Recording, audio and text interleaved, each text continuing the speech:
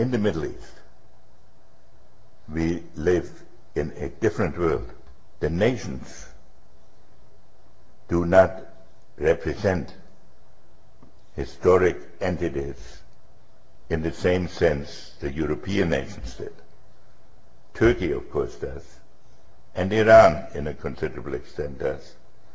But in the region in between, the borders were drawn by the victors of World War I on the basis, largely, of what would facilitate their influence.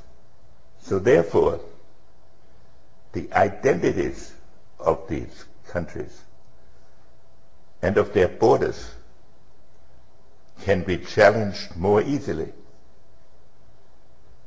What we in America call terrorists are really groups of people that reject the international system, and they are trying to regroup it. A radical Islamic fundamentalist kind. Interviews you saw with Henry Kissinger, the speech he made the day that Bilderberg was getting together, directions, is exactly what he said at Bilderberg. Although, of course, in delivering a speech, he may have varied something, he may have interjected a joke or whatever. But if you paraphrase and not quote directly, you're safe in reporting. That was what Kissinger said to Bilderberg. One cannot say one should end the war in Iraq as if it were a national problem. What is the war in Iraq affects all surrounding countries. I have disagreed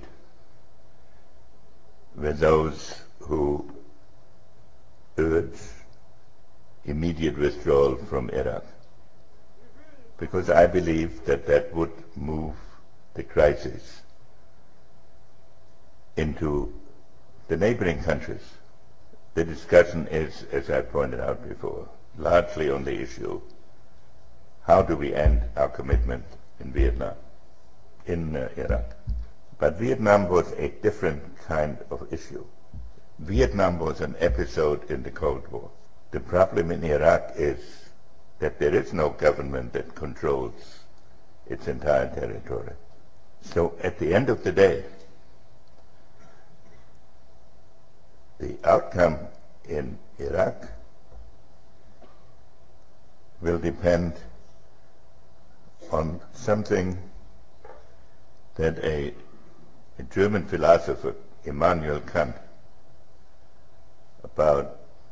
wrote at the end of the 18th century. He said, someday there will be universal peace. The only question is whether it comes about through human insight or whether it comes about because through a series of catastrophes of such a magnitude that people are so exhausted that they have no other choice. Through a series of catastrophes of such a magnitude that people are so exhausted that they have no other choice. Today, America would be outraged if UN troops entered Los Angeles to restore order, referring to the 1991 LA riot. Tomorrow, they will be grateful.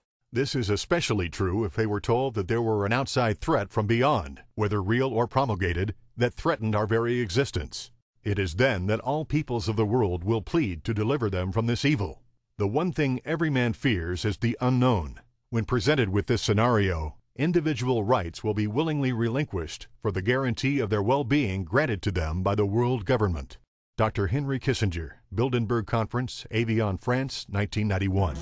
Because Turkey as a state is still, in some respects, a more national unit, so that the change Turkey has to make in entering Europe is bigger than the European states have had. But it does not change the importance, because all the countries are in the process of going from where they were to where they had never been. Well, Turk Bilderberg said he dislikes being, for his country being portrayed as, quote, begging, quote, for EU membership. And he pointed out that many Turks oppose yielding sovereignty to the United Nations, to the European Union. Henry Kissinger made a strong plea for Turkey's admission to the European Union, and of course Germany and France still object. There is a new element in international relations, that a number of issues have come up that no state, no matter how large and powerful, even including the United States, can possibly deal with by itself, like environment, global warming, energy,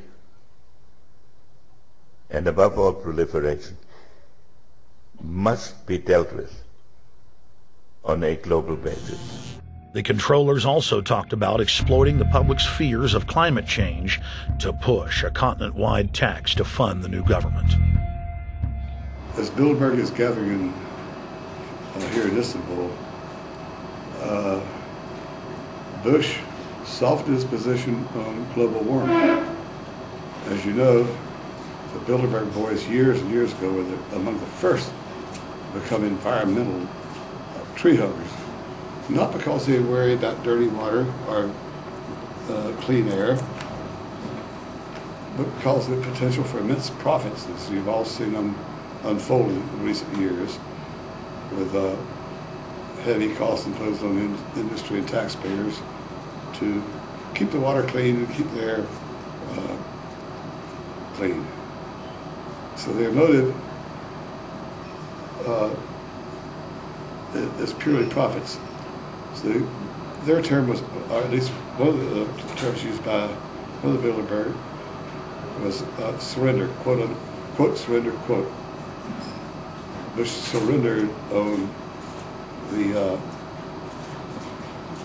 climate issue. We recognize that we have a problem with greenhouse gases. We agree there is a global threat, it's a serious threat. We agree there is the need to establish a limit to greenhouse gases. We need to discuss the possible pricing of CO2. A global solution to a global problem. If Bilderberg succeeds, America falls. All the victimized countries lose their sovereignty.